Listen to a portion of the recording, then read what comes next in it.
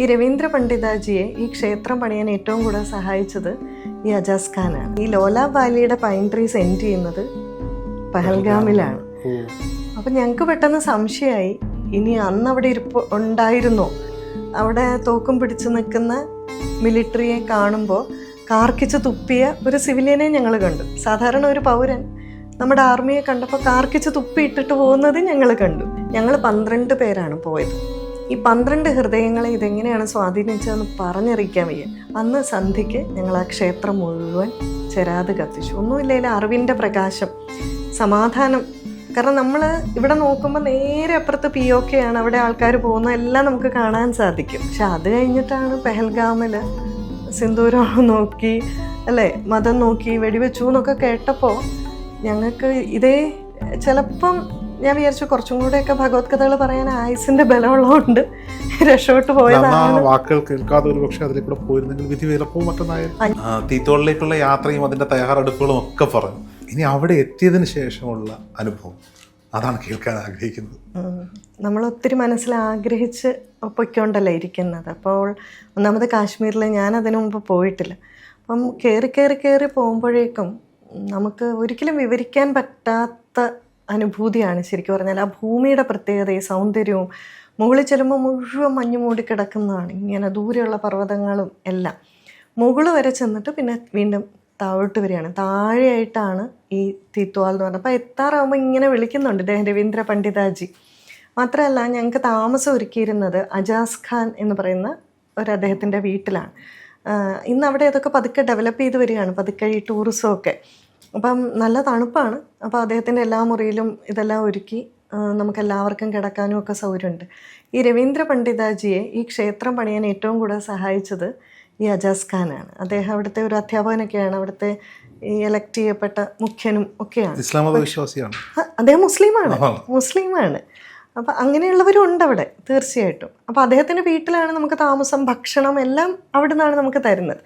നമുക്കങ്ങനെ വ്യത്യാസമൊന്നുമില്ല. എല്ലാവരും നല്ല മനുഷ്യരാരായിരുന്നാലും നമുക്ക് അവരോട് 5% ആളുകളാണ് ബാക്കിയുള്ളവരുടെ പേര് കളയുന്നത് എന്നുള്ളതാണ് സങ്കടം. പക്ഷെ അതോടൊപ്പം ഞങ്ങൾ ആർമി കന്റോൺമെന്റിലേക്ക് കയറുമ്പോൾ അവിടെ തോക്കും പിടിച്ചു നിൽക്കുന്ന മിലിറ്ററിയെ കാണുമ്പോൾ കാർക്കിച്ച് തുപ്പിയ ഒരു സിവിലിയനെ ഞങ്ങൾ കണ്ടു. സാധാരണ ഒരു പൗരൻ നമ്മുടെ ആർമിയെ കണ്ടപ്പോൾ കാർക്കിച്ച് തുപ്പിയിട്ടിട്ട് പോകുന്നത് ഞങ്ങൾ കണ്ടു. എല്ലാ തരത്തിലുള്ള ആൾക്കാർ എല്ലായിടത്തും കാണും. പക്ഷെ നമുക്ക് നല്ല ഇങ്ങനെയുള്ളവരുമായിട്ടല്ലേ നമുക്ക് കൂട്ടുകൂടാൻ പറ്റും. അപ്പം ഇദ്ദേഹത്തിൻ്റെ വീട്ടിൽ നമുക്ക് അങ്ങനത്തെ വ്യത്യാസമൊന്നുമില്ല. നമ്മൾ അദ്ദേഹത്തിൻ്റെ വീട്ടിലായിരുന്നു 2 ദിവസം താമസിച്ചത്, ആഹാരം കഴിച്ചത്. എന്ത് നല്ല ഒരു പെരുമാറ്റമൊക്കെ ആയിരുന്നു എന്നറിയോ. 2 സൈഡും ഞങ്ങൾ കണ്ടായിരുന്നു. പക്ഷേ അവിടെ അതാണ് സത്യം. അതിനുശേഷം രവീന്ദ്ര പണ്ഡിതാജി ഞങ്ങളിങ്ങനെ വിളിച്ചുകൊണ്ടേയിരുന്നു. എന്താണെങ്കിലും പിന്നെ ചെക്കിങ്ങൊക്കെ അദ്ദേഹം വിളിച്ചു പറഞ്ഞ് ഒഴിവാക്കി. ഞങ്ങളങ്ങനെ ആ ക്ഷേത്രത്തിലെത്തി. നേരെ ആദ്യം തന്നെ ചെന്ന് സരസ്വതി ദേവിയെ തൊഴുവാണ് ചെയ്തത്. അത്യാവശ്യം വളരെ വലിയ വിഗ്രഹമാണ്, പഞ്ചലോഹത്തിലുള്ളത്. വളരെ അതിമനോഹരമായിട്ടുള്ള വിഗ്രഹം എന്ന് പറഞ്ഞാൽ അത്. അന്ന് കുറച്ച് നേരം അവിടെയൊക്കെ സ്പെൻഡ് ചെയ്തിട്ട് ഞങ്ങളോട് പോയി റെസ്റ്റ് എടുക്കാനൊക്കെ പറഞ്ഞു. അടുത്ത ദിവസം അന്ന് വൈകുന്നേരം ഞങ്ങൾ കുറച്ച് നേരം കൂടെ അവിടെ ചിലവഴിച്ചു.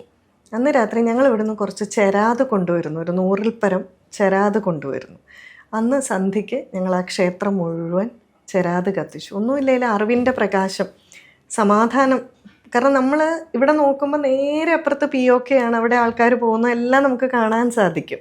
അപ്പോൾ എല്ലായിടത്തും ഒരു സമാധാനവും ശാന്തിയും പുലരട്ടെ, അറിവിൻ്റെ പ്രകാശം എല്ലായിടത്തേക്കും എത്തട്ടെ എന്നുള്ള രീതിയിൽ അവിടെ മുഴുവൻ ഞങ്ങളന്ന് ചെരാത് കത്തിച്ചു. ഗുരുദ്വാരയിലും എല്ലാം പോയി തൊഴുതു. പിന്നെ അന്ന് രാത്രി അജാസ് ഖാൻ അദ്ദേഹത്തിൻ്റെ വീട്ടിലാണ് താമസിച്ചത്. പിന്നെ അന്ന് രാത്രി താമസിക്കുമ്പോഴാണ് ശ്രീനാഥ് കാര്യാട്ജിക്ക് അദ്ദേഹം വളരെ വർഷങ്ങളായിട്ട് ഉപാസിച്ചുകൊണ്ടിരുന്ന ശ്രീചക്രമുണ്ട്, മേരു, അദ്ദേഹത്തിന് ഗുരുനാഥൻ കൊടുത്താണ്. അന്ന് അതിവിടെ സമർപ്പിച്ചാലോ എന്നുള്ളൊരു തോന്നൽ. സത്യം പറഞ്ഞാൽ അത് അപ്പം തോന്നിയതാണ്. കാരണം ഞങ്ങൾ ശ്രീനഗറിൽ നിന്ന് വരുമ്പോൾ ശ്രീനാഥ്ജി ചോദിച്ചു, ഈ ശ്രീജിജിയോട് ചോദിച്ചു, ഇത് എടുത്താൽ ശുദ്ധമായിട്ട് എവിടെയെങ്കിലും വെക്കാൻ പറ്റുമോ? എല്ലാ ദിവസവും പൂജയുള്ളതാണ്, പൂജ ഇല്ലെങ്കിൽ അതിനെന്തോ ഇതുണ്ട്, വിധിയുണ്ട്, എടുക്കണോ അതോ റൂമിൽ വെച്ചിട്ട് ശ്രീനഗറിലെ റൂമിൽ വെച്ചിട്ട് പോയാലോ എന്ന് ചോദിച്ചു.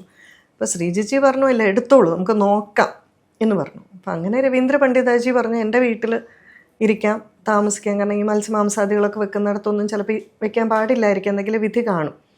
പക്ഷെ അവിടെ കൊണ്ടുവന്ന് രാത്രിയായപ്പോൾ ശ്രീനാഥ്ജിക്ക് ഇത്രയും കാലം ഉപാസിച്ചിരുന്ന ഈ ഒരു മേരു ഇവിടെ സമർപ്പിക്കണം എന്ന്, ഇത് ലോകത്തിനായിട്ട് സമർപ്പിക്കണം എന്ന് തോന്നി.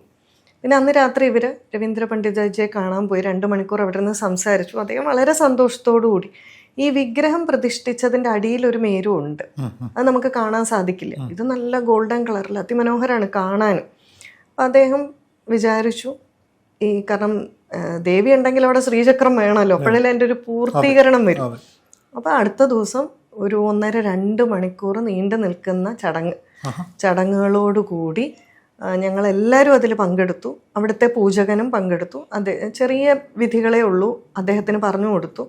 ഇദ്ദേഹം വിസ്തരിച്ചാണ് പൂജ ചെയ്യുന്നത്, എങ്ങനെ ഇതിനെ സംരക്ഷിക്കണം, പൂജിക്കണം. ആ ദേവിയുടെ തൊട്ട് താഴെ തന്നെ ശ്രീചക്രം സ്ഥാപിച്ചു. ഞങ്ങൾ അവിടെ ഇരുന്ന് ആദിശങ്കരാചാര്യ ശാരദാ ഭുജംഗ പ്രയാദം, തലേദിവസം ലളിതാ സഹസ്രനാമം എല്ലാം ചൊല്ലി. അതിനു മുമ്പ് തന്നെ എൻ്റെ സത്സംഗങ്ങൾ ഓൺലൈനായിട്ടും ഉണ്ടായിരുന്നു. ബസ്സിൽ വെച്ചും ഈ ചരിതങ്ങളെല്ലാം എല്ലാവർക്കും നമ്മൾ പറഞ്ഞു കൊടുത്തായിരുന്നു.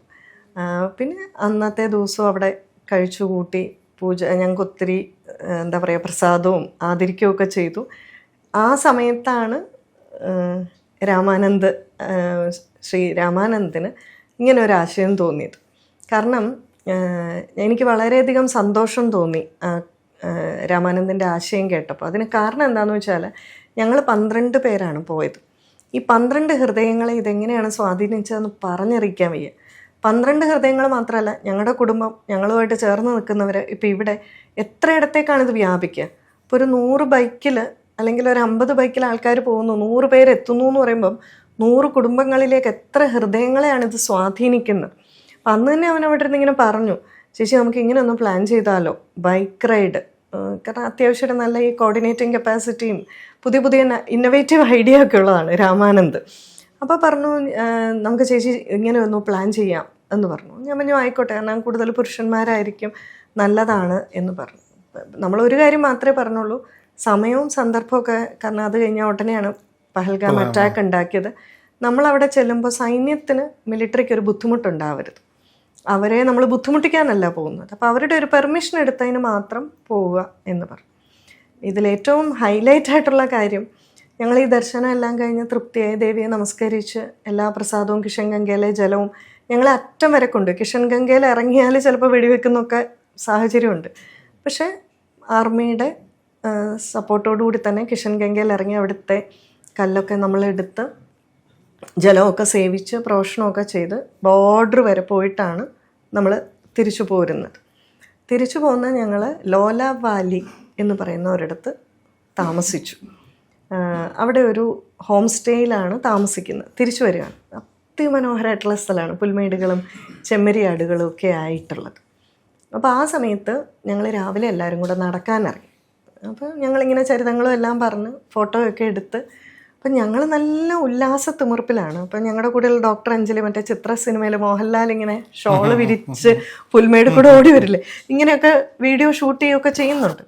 അപ്പോൾ രാമാനന്ദ് ഉടനെ പറഞ്ഞു, ചേച്ചി അന്ന് ഈ സ്ഥലത്തിന് പറയുന്ന പേര് ചണ്ഡീധാം എന്നാണ്, ഇവിടുത്തെ ദേവി ചണ്ഡീദേവിയാണ്. ഈ പൈൻ ട്രീസിൻ്റെ അകത്തു കൂടെ പോയ ഷോർട്ട് കട്ടുണ്ട്, നമുക്ക് ക്ഷേത്രത്തിലെത്താമെന്ന് പറഞ്ഞു.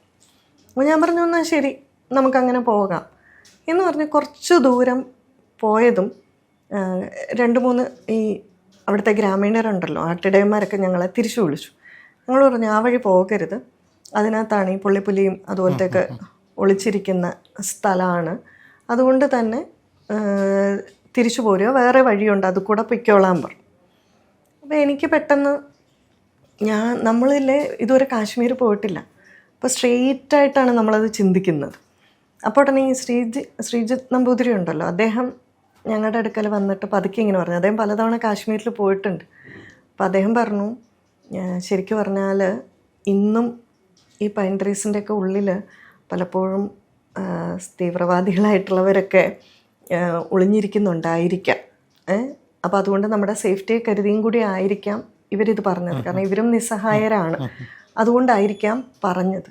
അപ്പോൾ പെട്ടെന്ന് എക്സ്ട്രീംലി ഡിഫറെൻ്റ് ആയിട്ടുള്ളൊരു ആംഗിൾ കേട്ടപ്പോൾ ഞാനങ്ങ് അതിശയിച്ചു പോയി.